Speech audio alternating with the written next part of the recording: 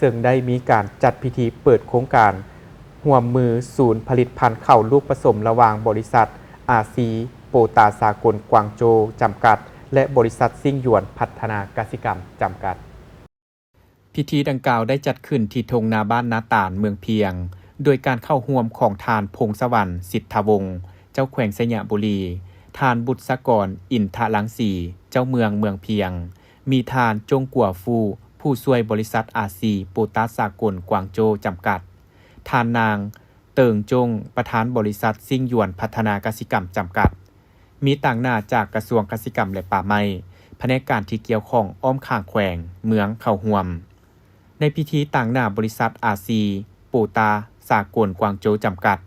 ได้ขึ้นกล่าวจุดประสงค์ของโครงการดังกล่าวว่าเพื่อช่วยให้การผลิตข้าวอยู่บ้านนาตาลได้รับการขยายตัว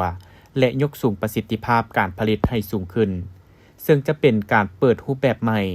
ของการพัฒนากสิกรรมแบบทันสมัยที่ให้ผลผลิตสูงเฉลี่ย7ต้นต่อเฮกตาร์นอกจากนี้ยังเป็นการส่งเสริมให้ประชาชนให้มาปลูกข้าวแบบทันสมัยด้วยเทคนิคและเครื่องมือทำการผลิตด้วยกลจักรส่งเสริมในรูปแบบ 2+3 คือประชาชนมีเนื้อที่การผลิตและแรงงานทั้งบริษัทแมนประกอบให้มีแนวพันธุ์ปุ๋ยเทคนิควิชาการและตลาดโอกาสดังกล่าวทานพงสวรรค์สิทธวงศ์ได้มีคำเห็นว่าโครงการผลิตข้าวพันธุ์ลูกผสมที่ได้จัดตั้งขึ้นนี้จะได้สุกยูปริมาณการผลิตให้สูงขึ้นพร้อมสร้างสถิติใหม่และเป็นตัวแบบในการปรับปรุงหันเปลี่ยนรูปแบบการผลิตด้วยเครื่องกลจักรที่ทันสมัยการร่วมมือระหว่างอำนาจการปกครองเมืองเพียงกับ2บริษัทดังกล่าวแม้นมีความสำคัญหลาย